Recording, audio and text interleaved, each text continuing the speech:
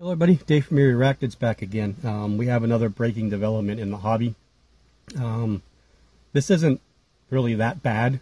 It's just going to cause a little bit of problem shipping throughout states in the United States. And this has to do with the Poecilotheria species from Sri Lanka. You are looking at my Canthoganatus Frankie only because my Poecilotheria subfusca has been uncooperative about coming out so I can put her on film. And now she's going to crawl all over the place. She sat still for such a long time, and now she's going everywhere. Anyway,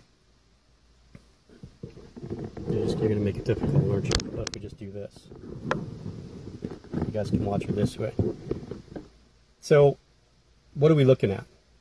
Well, USARK, which is, I'm not exactly sure, it's the United States Association of Reptile Keepers. They are an association built to help, basically fight some laws with reptile keeping throughout the United States, things that were changed in the Lacey Act and stuff like that. So here's what happened. I think this was posted today. Yeah, 3 hours ago, it looks like. The United States Fish and Wildlife Service has posted their final ruling regarding 5 species of Sri Lankan tarantulas. I will post this link down below, by the way. The rule becomes effective on August 30th, 2018. The 5 species that are affected are the Poecilotheria fasciata, ornata, smithi, subfusca, and vittata. All hail from Sri Lanka. This is just a summary that they put on here. So this is what's going on. The ESA, which is the Endangered Species Act, right? Endangered Species Act. Protects, of course, endangered species from being sold throughout Pennsylvania. That's where I'm at. Throughout the United States. So what is this doing? These 5 species will now be illegal to ship across state lines without a CBW permit, which is a captive bred wildlife permit. How much this permit costs, I have absolutely zero idea. Maybe some of the people in the reptile industry may know. This is something new for the tarantula hobby. We do not have this, and we have not had to use this before. You can still own all the species that you have. No one's coming to take them.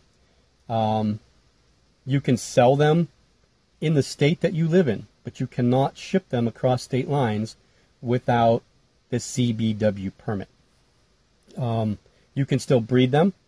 So if I were to breed my subfusca female, I could breed her and I could sell her babies throughout the state of Pennsylvania. So I could ship them anywhere in Pennsylvania and still be okay. I could not ship them to Ohio. Okay? So the people like Palpriction and Fear Not Tarantulas and some of the other places that have these tarantulas aren't going to be able to ship them out of state past August 30th. So if you are interested in purchasing any of those 5 species from anybody that needs to ship them, now would be the time to do it. Because you're going to have roughly 31 days right now starting today. No, you're going to have 30 days starting today to get these. It's not anything major. Yes, it's an inconvenience for, the breeders like would be me. Somebody that just does it every now and then. I'm not going to be able to breed these. Okay? Well, I can, but I have to keep them in state. Or I have to pay for the CBW license, which I have no idea what the cost of one of those is per year, but I would have to have that in order to ship them across state lines. So this is nowhere near what we are going through with the Brazil stuff right now. This has been coming for a while, just so you know. This isn't anything that's been, boom, because of the Brazil stuff. This has been talked about for a while. I want to say at least a couple years, if not longer. And they finally decided on what they're going to do. So you have 30 days, basically, to get these into your collections if you want them. Again, I will leave the link down below so that you guys can go to this link and you can read the stuff that I just talked about. Again, don't panic. It's not anything crazy.